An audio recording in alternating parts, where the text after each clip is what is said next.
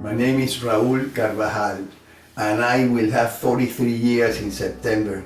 I'm Bob Scanlon. My sobriety date is February 14th, 1976. And my name's Lynn Waldman. I got sober on March 1st, 1979, and I'm 39 years sober this year.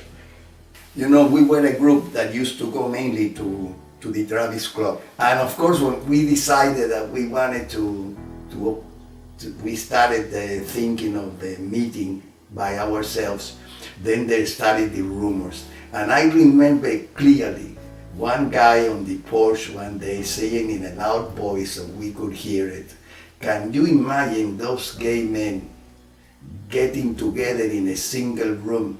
The only thing that they are not doing is AA." And there, I had a resentment still about the way they talked to me and to other gays in the meeting. They said loudly, "Now we like to keep an eye on you people. You sit over there in that restricted section that they had for us." It was like being isolated, and it was certainly being discriminated against, and it pissed me off royally. How dare you tell me where to sit? I had been in AA meetings in New York and very refined St. Thomas Church meetings and so forth, and there was no discrimination against us because we were anonymous. We weren't identified as gay people. And when I got to Houston, suddenly I became, I had a red cross on my back, a target on my back for someone to dislike. It was a shock to me to come to Texas and to see that in Houston. And people started talking about the experiences that they had had. I was really taken aback by it and wasn't sure what to do. And my reaction was to turn inward as though I had something to be ashamed of, which had not been my experience before. Some gay people did not want to be caught dead in a gay meeting because they didn't want the publicity. Sure. And so we started meeting. The first place was what we call the bicycle shop on Walk Drive. It was a ragtag group of people, sometimes 6 or 8, largely male guys, grumpy guys. But I remember a comment of one of them when they were talking about what do you think if we start a meeting for recovering gay alcoholics? And he said, "Well, at least it'll isolate the cancer." And everybody dropped their coffee at that point. It was a group of unhappy men, as many of us could be, under the influence, or just out of the influence of alcohol. It was different in the sense that I got sober in New York City and I came to Houston in my second year. And I was shocked because the first women's meeting that I went to, there were only 9 women, and I had the second longest sobriety, and I was in my second year.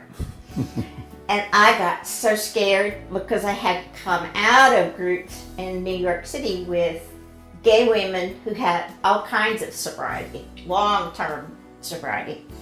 And some of whom dated to the days of Marty Mann and all of that. So it was like that. We used to meet once a week and then hang together all day long, going to other meetings. I wouldn't call it a great classic AA meeting, we had a lot of fights, and there were 2 lesbians getting a divorce. So that was, you call on one of them and she'd be talking about the other one. But it was an incredible feeling that we were having our own meeting.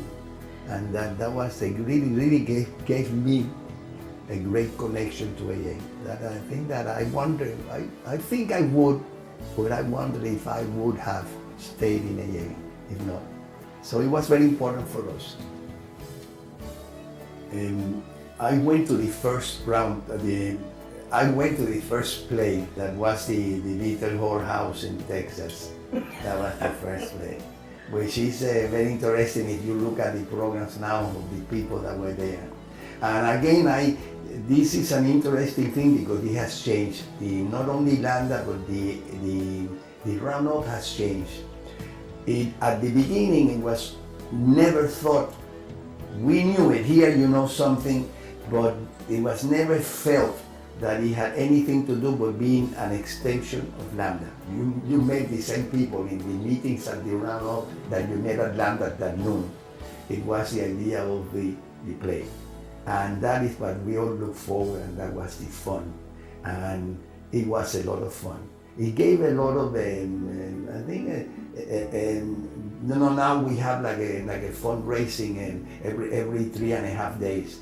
It was not like that. That was the event of the year. Raul obviously has forgotten the cast of this play because the leading part, the star of the whole bloody show, was Miss Bona, played that year by Bob Scanlon. Yeah. God. And it was one of the most exhilarating ones I've ever had. It was fun. It was a ball. It was a wonderful play. Yeah, Great occasion. Certainly was not cast because of talent or figure in it. It's because I fit the dress that was available. In terms of speakers, it was probably about the third roundup, and there was a woman named Gail Wilson from California that spoke. Very powerful speaker, and she also was very Southern California, Hollywood type. So she came with her entourage and I think fur coat or what, just big deal. But she was speaking, and at the time I was about 3 years sober. And she said, I want to talk to all you newcomers. And she said, that's everybody under 5 years. And I remember being shocked that she did not appreciate my sobriety, because at 3 years you're perfect, And but when I got to 5 years, I knew what she meant. I recall the people being against roundups, the grumps that we had at the original meetings. They just did not think that show business, entertainment, laughter, and amusement were part of getting sober. The roundup of 1980 was, I think it was 1980, international conference year in New Orleans. It was very important because dinky little Lambda Center had a hospitality suite in town, which outdrew the regular gay hospitality suite. What's it, IAC? What are those initials? It was IAC. IAC. Everybody came to Lambda because this was Lambda's first year as a gay club, openly gay recovery center. And all these people wanted to find out how you did it, how it was going, and they were weeping and crying. They were from all over the world, New Zealand, Scotland, Europe, just the world over. And it was so effusive in their admiration of what this dinky little Lambda had done. It was just incredible. It turned me around totally. I was having some dim views of recovery myself at that time. But their enthusiasm made me come back as a different man, because I had been sneering at what had been given to me as a gift. I was when Bob was talking, there was and I don't remember, there was either a convention or a roundup here in town, down by I-10, and they invited us. So we had, for some reason, we had a hospitality room. So I don't know. And the only one thing I remember about it that is very cute, I was walking on the hall, on one of the halls, and there were some people talking, obviously straight people, I don't know if from out of town, and they were saying to each other, you have to go to the gay the reception or whatever, hospitality room. They even have linen napkins. They even have this, and never forget it, because only gay people would have a hospital with linen napkins, and I thought it was wonderful. So that is it. It was again the same roundup, and it was a banner year for the General Service Office, because never before had they ever allowed the use of the word gay in one of their programs, in any of their literature. So it was a turnaround year for that. I went to the first big gay meeting of that day, and it was packed. a couple of hundred people in the meeting. And at intermission, one man stood up, he said, you people don't know me, but I'm in this meeting as a spy. I wanted to see if you homosexuals were stamping on the AA program. But I see you're doing it properly, and I'll step out now. Please proceed. Thank you. And I guess I got involved in that, interestingly, from that convention in 1980, because it was the first time that Alcoholics Anonymous had put 2 workshops for gays in the program. And it was the first time they listed IAC, which was the International Council of Homosexual People in Sobriety, which was the term of the time. And so it was a recognition of that group, which really was about 2 years old, and a recognition that we had made it to the big time, if you will. And I was so impressed by what the Houston group did in hosting that hospitality suite, and the love and the humor and all that was there. And for many people that came from outside of a big city, they were just blown away. Gay people in other parts of the country didn't have what we had in a big city. And so I got involved because I thought it was important, not only in our own community, but to be able to bring some of what we have here to others and to let others know we are here. You know, I remember we had invited to be the speaker a guy that was very popular in Lambda, and he had left for a while. We knew that he had left the city because of problems with AIDS. And it was the time that you didn't speak too loud about AIDS. And we invited him to be the speaker, and everybody, and I don't know, was very disappointed. We felt that he had betrayed us because he never mentioned anything about fighting AIDS or being a person with AIDS. It was so sad, I can't talk about it now, Sean. It's just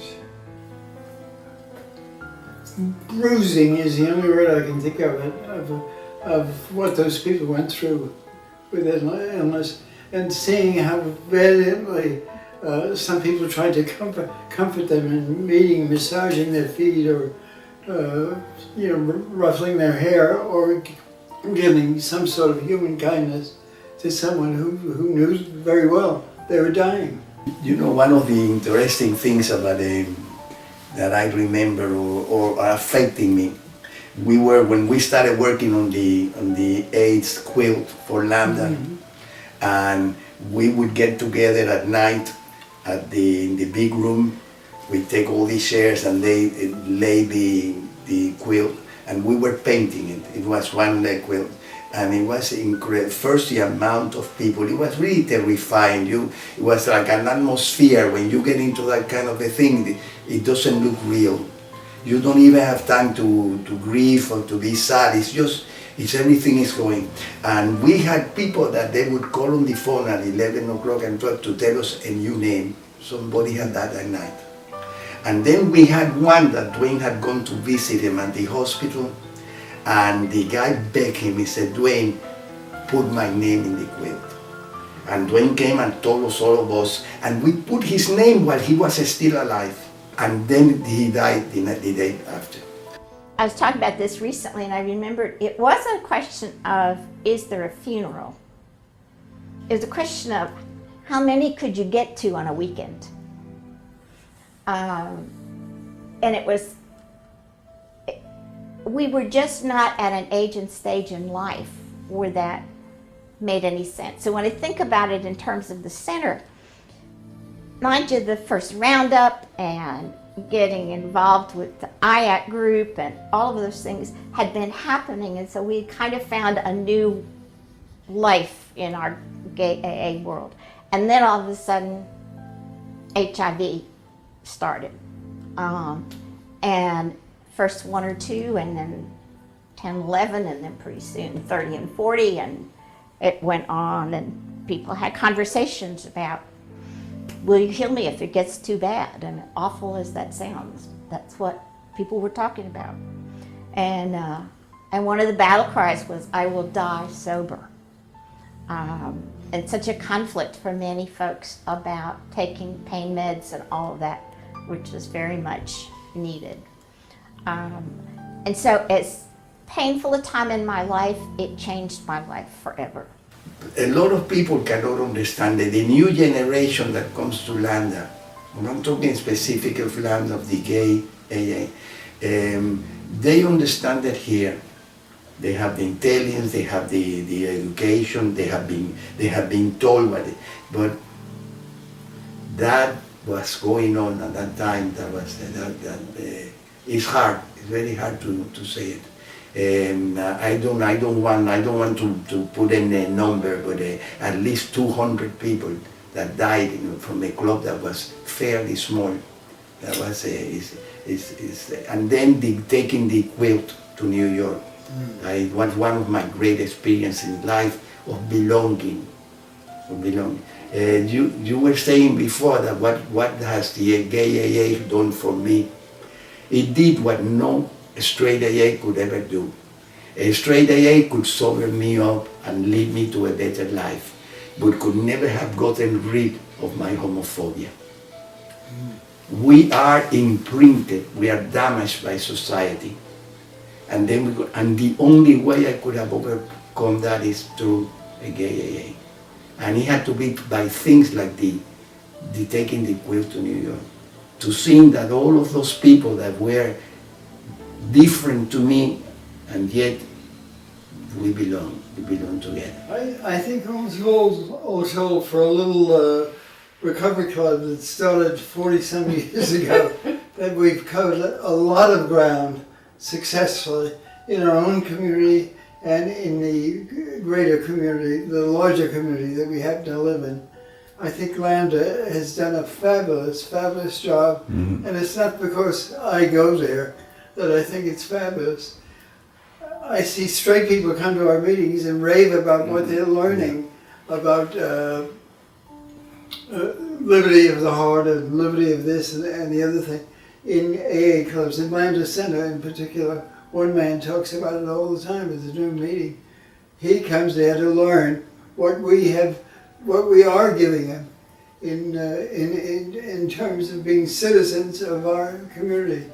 It's a fabulous success story. I hope someone with a brilliant mind writes it down in detail and can explain it to the world, because it's right now, in my mind, it's just a phenomenon that happened through day-by-day experiences. Thank you.